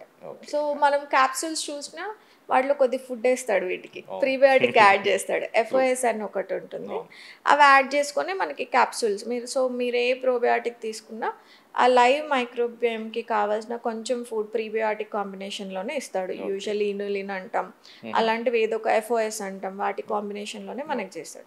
So probiotics as a general supplement big no, don't waste your money, అసలు దేనికి పనికిరావు. బట్ ఇన్ స్పెసిఫిక్ కొంచెం ఇన్ఫ్లమేటరీ కండిషన్స్ లైక్ యాక్నీస్కి, గర్డ్ ఇష్యూస్, హెచ్ పైలోరీ ఇష్యూస్కి, కాన్స్టిపేషన్కి, వీటికి హెల్ప్ అవుతాయి. సో డాక్టర్ని కన్సల్ట్ అయి తీసుకోవడం బెటర్. హెల్ప్ అవుతాయి. ఇంకా మార్కెట్లో ఉన్న ప్రతిదీ అవసరం లేదు, ఎక్స్పెన్సివ్ వాడొద్దు, అసలు ఇవి ప్రూవెన్ కూడా కాదు. సో పర్టికులర్ స్ట్రెయిన్ గురించి మీకు నిజంగానే నాలెడ్జ్ ఉంది అనుకుంటే ఆ స్ట్రెయిన్స్ని వాడుకోవడంలో బెనిఫిట్ ఉంటుంది. అండ్ ఇంకొకటి కూడా, అందరూ డైట్ అనగానే లైక్ ఇన్స్టాగ్రామ్లో, ఫేస్బుక్లో అన్నిట్లో చూసి ఫాలో అయిపోతుంటారు. సో అందరికీ ఒకే డైట్ పనికిరాదు అని అంటుంటారు. సో ఎంతవరకు నిజమంటారు? Correct. Person to person vary ఉంటుంది. అందరికీ ఒకే షర్ట్ మెజర్మెంట్ ఉన్నాయి, ప్యాంట్ మెజర్మెంట్ ఉన్నాయి, ఎలా పడతాయి? సిమిలర్ వైజ్ మన ఏజ్కి తగ్గట్టు, మన హెల్త్ కన్సర్న్స్కి తగ్గట్టు, మీ ఈటింగ్ అలవాట్లు, లేకపోతే మీరు తెలుగు వాళ్ళ, లేక నార్త్ ఇండియన్సా, సౌత్ ఇండియన్సా, మీకు లోకల్గా దొరికే వెజిటేబుల్స్ ఏం దొరుకుతాయి, మీరు రెగ్యులర్గా ఎలాంటి ఫుడ్ సోర్సెస్ని కన్జ్యూమ్ చేస్తారు, దాన్ని బేస్ చేసుకొనే సస్టైనబుల్గా ఎప్పుడైనా మీ డైట్ ప్లాన్ ఉండాలి. అంటే మీరు థెరప్యూటిక్ ఏదన్నా డిసీజ్ మేనేజ్మెంట్కి చేసుకుంటున్నారా, జనరల్ వెల్బీయింగ్కి చేసుకుంటున్నారా, ప్రివెంటివ్ న్యూట్రిషన్ కింద అంటే ఫ్యూచర్లో నాకు మెటబాలిక్ డిజార్డర్స్ రావద్దు అలా చేసుకుంటున్నారా అని చెప్పి ఎవరి ఇండివిజువల్ రిక్వైర్మెంట్కి ఓకే. మీ క్యాలరీస్కి తగ్గట్టు మీ అండర్లైన్ న్యూట్రియంట్ రిక్వైర్మెంట్ ఏదైతే డెఫిషియన్సీ, ఐరన్ డెఫిషియన్సీస్ ఉంటాయి, జింక్ డెఫిషియన్సీస్ ఉంటాయి, B12 ఉంటుంది, డి డెఫిషియన్సీస్ ఉంటాయి, ఫ్యాటీ యాసిడ్ డెఫిషియన్సీస్ కూడా ఉంటాయి, ప్రోటీన్ బట్ ఇన్సఫిషియన్సీస్ అందరూ ఉంటాయి. సోషల్ మీడియాలో చూసి చూసి ఎవరికి వాళ్ళు కామన్గా మన ఐడియా ఎప్పుడు కూడా శ్రీనివాస్ గారు, ఒక రోగం వచ్చిన తర్వాతే మనం అలర్ట్ అవుతాం. అవును. డయాబెటీస్ వస్తేనే నువ్వు వాకింగ్ స్టార్ట్ చేస్తావు, Yes. డయాబెటీస్ వస్తేనే నువ్వు రన్నింగ్ స్టార్ట్ చేస్తావు, నీకు పొట్ట లావు కనిపిస్తుంది, ఎవడో ఒకటి చెప్పాడు నువ్వు లావు అయ్యారా అన్నప్పుడే నీకు పౌరుషం వస్తుంది, నువ్వు జిమ్కి వెళ్తావు. అంతేగాని ఒకసారి రిపేర్ అయిన వెహికల్ రిపేర్ అయింది అంతే. Okay. Once a diseased body is a diseased body in many ways. రాకుండానే చూసుకోవాలి. రాకుండా చూసుకోవడం అసలు రూపాయి ఖర్చుతో లేని పని. ఒక రోగం వచ్చిన తర్వాత నువ్వు రకరకాల డాక్టర్లను కలుస్తావు, రకరకాల ఒపీనియన్స్ వింటావు, వాడిని 4 తిట్టుకుంటావు, వీడిని 4 తిట్టుకుంటావు, బికాస్ అందరూ మందులు ఇస్తున్నారు, నేనేం చేయాలంటే నువ్వు రోగం రాకుండా చూసుకో. నీకు హాయిగా ఉంటుంది. రోజు ఒక అరగంట సేపు ఏదన్నా వాకింగ్, ఫిజికల్ యాక్టివిటీ, 3 పూట్ల హెల్దీగా తిను. ఎందుకు రకరకాల ఫాస్టింగ్స్ అంటారు, అదంటారు, ఇదంటారు, ఎందుకు చేస్తారు? సింప్లిఫైడ్ న్యూట్రిషన్లో ఇంతకుముందు తిన్న దాంట్లో కొంచెం ప్రోటీన్ ఫోకస్డ్గా, ఫైబర్ ఫోకస్డ్గా చిన్న చిన్న మోడిఫికేషన్స్ చేసుకుంటే మీరు హెల్దీగా ఉంటారు. కానీ మనకి ఈ సోషల్ మీడియా కామ్గా ఉండనియదు. ఓపెన్ చేస్తే వాడి డైట్ ఫాలో అయ్యి అంటాడు, వీళ్ళు ఇన్ఫ్లుయెన్సెస్ ఈ డైట్లు అంటారు. అప్పుడు మా మైండ్ కూడా అప్పుడప్పుడు అరే నిజమా ఇలా చేస్తే ఇలా ఉంటుందా, దట్టు మనం ఒకసారి చూసామంటే ఇంకా అసలు సోషల్ మీడియా ప్లాట్‌ఫామ్స్ కూడా ఇంకా అవే కనిపిస్తుండే. సో ఒకళ్ళకి అనిపించి నీకు పదే పదే పదే పదే నీ మైండ్లో కూర్చొని చెప్తున్నప్పుడు నువ్వు చెయ్యొద్దు అనుకున్నా ఆమె లేచి పొద్దున్నే మేతి వాటర్ తాగంగా ఆమె పీసేసిపోయింది, ఇప్పుడు నేను కూడా చేస్తా, that will end up with acid reflex. ఇంకో రకంగా వెళ్ళిపోతుంది. కోవిడ్లో మాకు ఎన్ని రిఫ్లెక్స్ కేసెస్ వచ్చినాయి అంటే అప్పుడు ఈ కషాయం బాగా పాపులర్ అయిపోతుంది. అది తాగి యాసిడ్ రిఫ్లెక్స్ కేసెస్ అసలు ఎండ్లెస్ శ్రీనివాస్ గారు. ఐ వాజ్ లైక్ అరే మేము ఎంతవరకు ఒక నిమ్మకాయ నీళ్ళు తాగింది లేదు కోవిడ్ టైంలో, మీరు ఎందుకు ఇవన్నీ చేశారు అని అనిపించేది. అంత సివియర్ రిఫ్లెక్స్ తెచ్చుకున్నారు. మిరియాలు, తర్వాత మెంతులు, కొరియాండర్, ఫెనల్ ఇవన్నీ కలిపి కషాయం చేసుకొని తాగేసి చూసుకున్నారు. కానీ తర్వాత వచ్చే అది ఇమ్యూనిటీని పెంచుతుందంటే ఏ రకంగా పెంచుతుంది? Anything in moderation is good. అన్నీ కలిపి కషాయం చేస్తే మీకు యాసిడ్ రిఫ్లెక్స్ ఎక్కువైపోతుంది కదా. సో అలాగా don't go with the trend, don't fall for the trend. ఒకటి కీటో అనగానే పొలవమని ఇంకో 10 మంది కీటోనే చెప్తారు. ఒక influencer particular weight loss trend తీసుకొచ్చాడంటే వాడిని పట్టుకొని మిగతా వాళ్ళు కూడా వ్యూస్ వస్తాయని అదే టైప్. దాంట్లో ఎంతవరకు నిజం ఉంది, రీసెర్చ్ ఆర్టికల్స్ ఏం చెప్తున్నాయి, అది పట్టించుకో. ఇంకా కొబ్బరి నూనె తాగితే ఈ బుల్లెట్ కాఫీస్ వచ్చినాయి చూడండి, ఒక ట్రెండ్ తీసుకొచ్చింది. హీరోస్ దగ్గర నుంచి, యాక్టర్ల దగ్గర నుంచి అందరూ అదొక ట్రెండ్ని క్రియేట్ చేశారు. సో ఇలాగా ప్రతి 3 సంవత్సరాలకు ఒక ట్రెండ్ వచ్చేది, ఇప్పుడు ప్రతి 3 నెలలకు ఒక ట్రెండ్ వస్తుంది. మీకు ఏదైతే సస్టైనబుల్లో, ఏదైతే మీ మైండ్కి ప్రశాంతతనిస్తుందో, ఏదైతే మీకు హ్యాంగ్రీ అంటే హంగర్ ప్లస్ యాంగర్ని కలిపి ఇవ్వకుండా ఉంటుందో అది మీకు పర్ఫెక్ట్గా సెట్ అవుతుంది. లేదు నాకు ఫ్యూచర్ ప్రివెంటివ్ కింద నేను అనుకుంటున్నా, నాకు ఈరోజు నా వయసు 20 25, నాకు మెటబాలిక్ డిజార్డర్స్ రావద్దు, మా నాన్నకి షుగర్ ఉంది, మా ఇంట్లో వాళ్ళకి బీపీలు ఉన్నాయి, నాకు రాకుండా నేనేం చేయాలి? That is why we are here. మేము ప్రివెంటివ్ న్యూట్రిషన్ గురించి ఎక్కువ మాట్లాడతాం. వచ్చిన తర్వాత మీకు psychologically also you start feeling very low. Metabolic అంటే ఇప్పుడు థైరాయిడో లేకపోతే పీసీఎస్ఓ ఇవన్నీ కూడా కనిపించకుండా చాలా ఇంపాక్ట్ చేస్తాయి వాళ్ళ మెంటల్ హెల్త్ ఇంపాక్ట్. మీకు ఒక రోగం వచ్చిన తర్వాత మీరు ఏదైతే రిపేర్ కోసం చూస్తున్నారో అప్పుడు మీరు ఎగ్జాస్ట్ అయిపోతారు, బికాస్ బాడీ సహకరించదు. ఎంతమంది డాక్టర్ దగ్గరికి వెళ్ళి మీ మైండ్ కూడా సహకరించడం మానేసిద్ది. సో అప్పుడు మీరు ఈ మెడికల్ సిస్టమ్ మీద బిలీఫ్ని కోల్పోతారు. ఎందుకు ఎంతమందిని చూడాలి, ఇంకేం చేయాలి అని. మా కన్సల్టేషన్స్లో ఇవే చూస్తాం రోజు. ఏడుపే ఇంకా ఐబిఎస్ గురించి చెప్పేటప్పుడు లిటరలీ బాగా ఏడుస్తారు, బికాజ్ డాక్టర్స్ చెప్పడం ఐబిఎస్కి ఎక్కడ సొల్యూషన్ ఉండదు అని చెప్తారు, మాకు డిఫరెంట్ వర్షన్ ఉంటుంది. సో డిసీజ్ వచ్చిన తర్వాత మనం వాటికి సొల్యూషన్ వెతుక్కొని సంపాదించిన డబ్బులన్నీ అక్కడే ఖర్చు పెట్టే బదులు ప్రివెంటివ్గా ఎందుకు ఏం ఆలోచించరు? Think about preventive nutrition. Happy అసలు ఏం రాకుండా ఒక్కసారి నేను అందరికీ చెప్తే it's a single time investment అనుకోండి. ఒక డైటీషియన్తో కూర్చొని నేను హెల్తీగా ఈ ట్రెండ్స్ అన్నిటికీ నేను పడకుండా నాకు స్పెషలైజ్డ్గా నా బాడీకి ఏది సెట్ అవుతుందో మీరు చెప్పండి. So it's a small discussion, ఒక హాఫ్ అన్ అవర్ డిస్కషన్, ఒక ప్లాన్, సింగిల్ టైమ్ ఇన్వెస్ట్మెంట్ మీరు పెట్టే సినిమా ఖర్చుల కన్నా తక్కువే ఉంటాయి. సో అలా ఆలోచిస్తే preventive nutrition is absolutely necessary Srinivas గారు. రోగం వచ్చిన తర్వాత అయినా కూడా బాగున్నా కూడా అట్లీస్ట్ ప్రివెంటివ్. మనకి డ్యామేజ్ మొత్తంగా, నేను ఇంత వాల్ ఎగ్జాంపుల్ ఇచ్చాను అనుకుంటే సరిపోతుంది. అరే చీరలు కొనుక్కుంటారు, అన్ని కొనుక్కుంటారు, you don't take care of your health. Health ఇన్సూరెన్స్కి పెట్టరు, హెల్త్ ఇన్సూరెన్స్ తీసుకోరు. నేను నా హెల్త్ ఇన్సూరెన్స్ ఒక 10 years నుంచి 30 కదా, ఇప్పుడు ఏమవుతుందని అనుకో, ఒక్కసారి హాస్పిటల్ బిల్ చూసారంటే ఇంకా అయిపోయింది. So health insurance, preventive nutrition కంపల్సరీగా ఫాలో అవ్వాల్సిందే. అండ్ ఈ గట్ హెల్త్ ఎస్పెషల్లీ టీనేజెస్లో ఎంత ఇంపార్టెన్స్? సేమ్ లైక్ చిన్నప్పుడు మనం ఎలా అయితే ఈ కిడ్స్ ఏజ్, టాడ్లర్ ఏజ్లో షుగర్స్, జంక్, యాంటీ న్యూట్రియంట్స్ ఏదైతే తీసుకోకూడని వాటి గురించి మాట్లాడామో, సిమిలర్ ఇంపాక్ట్ మనకి టీనేజర్స్ మీద. టీనేజ్ స్టార్ట్ అవగానే 2 ఎడిక్షన్స్ వస్తాయి. Caffeine in different forms, coffee, tea అదొకటి స్టార్ట్ అవుతుంది. లేదా రెడ్ బుల్ కల్చర్ చాలా ఉంది, నేను చాలా చూసాను. సో ఈ 2 కెఫిన్ ఎడిక్షన్స్ తర్వాత ఆల్కహాల్ నెక్స్ట్ స్టెప్లో వస్తే, కెఫిన్ ఎడిక్షన్స్ మీ గట్ని ఎలా డ్యామేజ్ చేస్తుంది అంటే కనుక, లో స్టమక్ యాసిడ్ బాగా ఎసిడిటీని పెంచుతుంది బాడీలో ఖచ్చితంగా. అండ్ మీ ఎపిటైట్ని డిక్రీజ్ చేస్తుంది. టీనేజ్ పిల్లల్లో బాడీ ఇమేజ్ ఇన్సెక్యూరిటీ బాగా ఉంటుంది. నేను లావుగా ఉన్నానా, సన్నగా ఉన్నానా, అందంగా ఉన్నానా, చిన్నగా హార్మోనల్ బ్యాలెన్స్ అయ్యే ఏజ్ వాళ్ళది. సో వాళ్ళు ఎక్స్టర్నల్ అపీరియన్స్కి లేకపోతే something so fancy to eat వైపే చూస్తూ ఉంటారు. వాళ్ళని బ్లేమ్ చేయడానికి ఏం లేదు, ఆ ఏజ్ అలాంటిది. ఆ ఏజ్లో అలాంటి ఆలోచనలు రాలేదంటే వింత కానీ వస్తే కాదు. సో కెఫిన్ అడిక్షన్ చాలా ఇన్ఫ్లమేషన్ తీసుకొస్తుంది. ఐరన్ డెఫిషియన్సీస్ ఎదిగే ఆడపిల్లల్లో మెనార్కీ స్టార్ట్ అయినప్పుడు, మెన్స్ట్రల్ సైకిల్ స్టార్ట్ అయినప్పుడు ఐరన్ డెఫిషియన్సీస్కి చాలా పాసిబిలిటీ ఉంటుంది ఆ ఏజ్ పిల్లల్లో. 10th క్లాస్ పిల్లల నుంచి మేము చూస్తాం శ్రీనివాస్ గారు, పాపం వాళ్ళ ఎడ్యుకేషన్ మీద ఫోకస్ చేస్తూ వాళ్ళ హెల్త్ మీద ఫోకస్ చేయరు. Sedentary life style. నైట్ అంతా చదువుకోవడానికి ఇష్టపడతారు. డే టైంలో వాళ్ళు స్కూల్స్కి వెళ్తారు, నైట్ చదువుకుంటారు. చదువుకున్నప్పుడు ఉట్టి చదివే కాదు కదా, ఏదో ఒకటి తింటూ ఉంటాం, ఎక్కువసేపు మేల్కోవడానికి కాఫీ, టీస్ ఎక్కువ తాగుతూ ఉంటాం. సో మనం ఎప్పుడైతే ఈ సర్కాడియన్ రిథమ్ని పడుకోవాల్సిన టైంలో ఒక బ్రీఫ్ పీరియడ్, ఒక వారం అంటే పర్లేదు కానీ, బట్ ఎవ్రీడే నిద్రని కాంప్రమైజ్ చేసుకుంటూ, ఎక్కువ ఎగ్జామ్ స్ట్రెస్ తీసుకుంటూ, సెడెంటరీ లైఫ్ స్టైల్, ఒక స్పోర్ట్ అన్నదే లేదు మీ యాక్టివిటీలో అనుకొని ఇన్ఫ్లమేటరీ ఫుడ్ తింటూ ఉన్నప్పుడు కూడా మీ ఇమ్యూన్ సిస్టమ్ కానివ్వండి తగ్గడం మొదలు పెడుతుంది. అక్కడ నుంచి చాలామంది ఆడపిల్లలు హార్మోనల్ ఇంబ్యాలెన్స్ ఉంది. 3 months 4 months ఎగ్జామ్స్ ముందర పీరియడ్స్ రావట్లే ఆడపిల్లలకి, బికాస్ ఆఫ్ దట్ స్ట్రెస్. మేము చూసిన కండిషన్స్ ఇవన్నీ.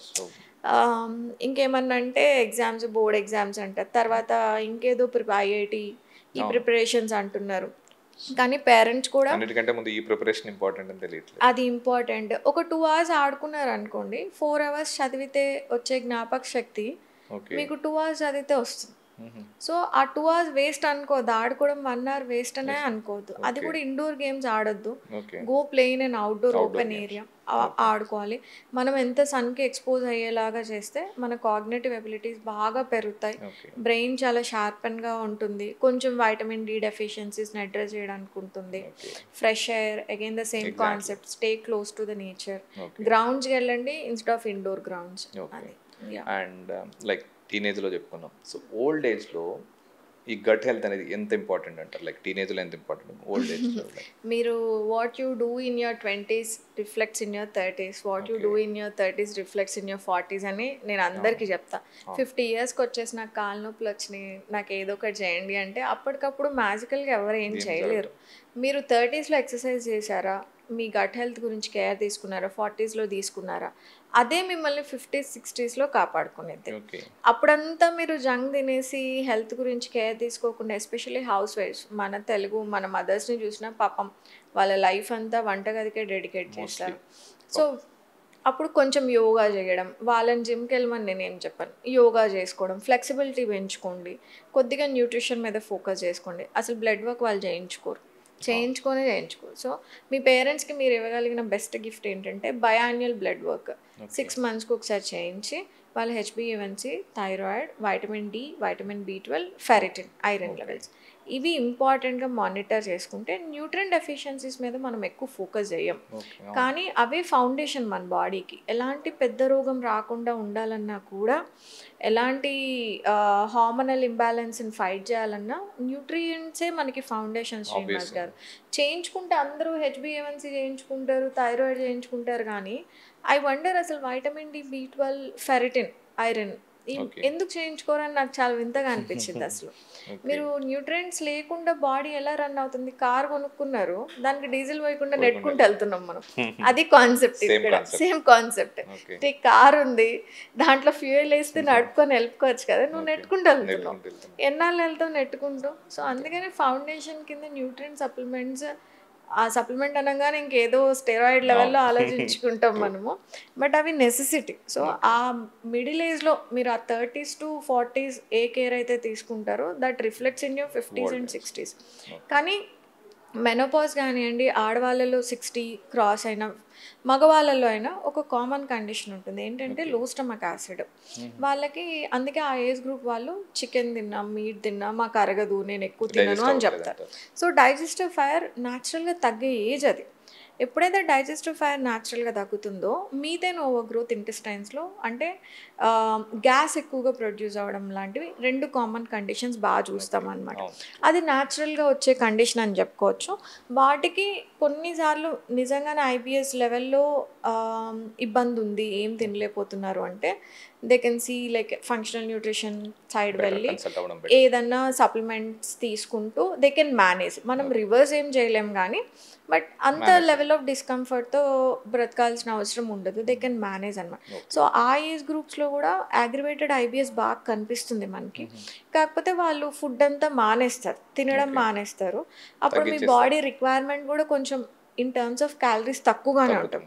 సో తక్కువ తింటే ప్రాబ్లం రాదు కానీ, బట్ ఈ డెఫిషియన్సీస్ లెవెల్స్లోకి ఐరన్ ఒకటి బాగా ఇంపార్టెంట్. ఆ లెవెల్ ఆఫ్ డెఫిషియన్సీస్ రాకుండా కొంచెం సప్లిమెంట్ హెల్త్తో మీరు ఎలా కేర్ తీసుకోవచ్చు అన్నది తెలుసు. సో కామన్గా కనిపించేవి ఆ 2. అదే కాకుండా 60 years వచ్చినప్పుడు జనరల్గా 40-45 years నుంచి వాళ్ళందరికీ ఒక చిన్న ఫార్మసీ ఉంటుంది, వాళ్ళ దగ్గర మెడికల్ స్టోర్ ఉంటుంది. ఇంత బ్యాగ్లో బీపీకి, షుగర్కి, కొలెస్ట్రాల్కి అన్ని మందులు వేసుకుంటారు. ఇప్పుడు ఖచ్చితంగా ఇంపాక్ట్. ఒక సింపుల్ కాన్సెప్ట్, ఖచ్చితంగా ఇంపాక్ట్ చేస్తాయి మీ గట్ హెల్త్ ఇంపాక్ట్. ఒక సింపుల్ ఎగ్జాంపుల్ శ్రీనివాస్ గారు, నా దగ్గరికి రీసెంట్గా ఒక కపుల్ వచ్చారు.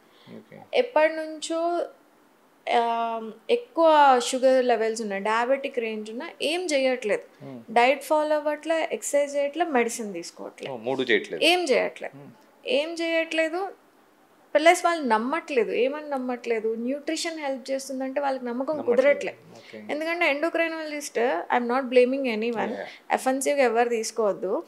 ఎందుకంటే వాళ్ళ డాక్టర్ ఏమని నమ్మించాడంటే మీరు ఫుడ్ ఎంతైనా కంట్రోల్ చేయండి, మందులతోనే షుగర్ తగ్గిద్దని ఆయన అంత స్ట్రాంగ్గా నమ్మించాడు వాళ్ళని. సో డయాబెటీస్కి, కొలెస్ట్రాల్కి, ట్రైగ్లిజరైడ్స్కి ఏం సంబంధం ఉంది? ఒక బేసిక్ సంబంధం ఏంటంటే మీరు తినాల్సిన దానికన్నా ఎప్పటి నుంచో ఎక్కువ మోతాదులో తింటున్నారు, ఎక్కువ మోతాదులో తింటున్నారు. ఆ ఎక్స్ట్రా క్యాలరీస్ మీ బాడీ ఎలా స్టోర్ చేసుకునేది? లివర్లోకి వెళ్ళి హై ట్రైగ్లిజరైడ్స్ రూపంలో స్టోర్ చేసుకుంటుంది, మీ పొట్ట చుట్టూ అబ్డామన్ ఫ్యాట్ కింద స్టోర్ చేసుకుంటుంది, బ్లడ్లో ఎక్సెస్ షుగర్స్ కింద స్టోర్ చేసుకుంటుంది. మరి ఒక బేసిక్ కాన్సెప్ట్ని కరెక్ట్ చేసుకుంటే తక్కువ తినండి, ఎక్కువ ప్రోటీన్ అంటే కార్బోహైడ్రేట్లను ఆపండి, ప్రోటీన్ ఎక్కువ తినండి, ఫైబర్ని ఎక్కువ తినండి, ఎక్సర్సైజ్ చేసుకోండి. సో మీ బాడీలో ఎక్కడైతే ఎక్సెస్ ఎనర్జీ స్టోర్ అయిందో అది బర్న్ అయ్యే ఛాన్స్ ఎప్పుడు ఇస్తుంది? మీరు తక్కువ తిన్నప్పుడు. తక్కువ తినాలి, at the same time correct ఏవైతే మ్యాక్రోస్ కావాలో, ప్రోటీన్, ఫైబర్ ఎలా కావాలో అది కరెక్ట్ తినాలి. అలా తిన్నప్పుడు మీ బాడీలో ఎక్సెస్ స్టోర్ అయిన ఎనర్జీస్ అంతా వెళ్ళిపోతాయి. వెళ్ళిపోయినప్పుడు మీ ట్రైగ్లిజరైడ్స్ తగ్గుతాయి, మీ పొట్ట చుట్టూ అబ్డామన్ ఫ్యాట్ తగ్గిద్ది, మీ HbA1c నార్మల్ వస్తుంది. మరి అలాంటప్పుడు షుగర్కి ఒక ట్యాబ్లెట్, కొలెస్ట్రాల్కి ఒక ట్యాబ్లెట్, బీపీకి ఒక ట్యాబ్లెట్ ఎందుకు వేసుకోవాలి? ఈ ఎడ్యుకేషన్ డాక్టర్ ఆఫీస్లో మీరు ఎక్స్పెక్ట్ చేయొద్దు. ఐఎమ్ సో సారీ, మళ్ళీ నన్ను కమెంట్స్లో ఏదో ఒకటి అనొద్దు, but I'm telling you 101% diabetes, high cholesterol, BP and high triglycerides, fatty livers, వీటన్నిటికీ పర్మనెంట్ సొల్యూషన్స్ ఉన్నాయి. మీరు లైఫ్ లాంగ్ మెడిసిన్ వేసుకోవాల్సిన అవసరమే లేదు. ఎర్లీ డయాగ్నోసిస్ నేను చెప్తాను. 30sలో ఉన్న వాళ్ళందరూ, లేదా కొద్దిగా లావుగా ఉన్న వాళ్ళు, లేదా పొట్ట సెంట్రల్ ఒబిసిటీ ఒక్కటే ఉన్న వాళ్ళు కూడా మీ ఫాస్టింగ్ ఇన్సులిన్స్ని చెక్ చేసుకోండి. అందరం వెళ్ళి ఏం చేస్తాం, ఫాస్టింగ్ గ్లూకోజ్ చెక్ చేసుకుంటాం. అది కాదు. ఈ రోగాలన్నీ, మెటబాలిక్ డిజార్డర్స్ అన్నీ స్టార్ట్ అయ్యేవి హై ఇన్సులిన్ లెవెల్స్ వల్ల స్టార్ట్ అవుతాయి. ఆ హై ఇన్సులిన్ లెవెల్స్ ఏం చెప్తాయి, నువ్వు తినాల్సిన దానికన్నా ఎక్కువ తింటున్నావు, నీ బాడీలో ఉండాల్సిన షుగర్స్ కన్నా ఎక్కువ ఉన్నాయి, కాబట్టి నేను ప్రొడ్యూస్ చేసుకోవాల్సిన ఇన్సులిన్ కన్నా ఎక్కువ ప్రొడ్యూస్ చేసుకొని నిన్ను కాపాడడానికి ట్రై చేస్తున్నా అని ఒక ఇండికేషన్ ఫాస్టింగ్ ఇన్సులిన్.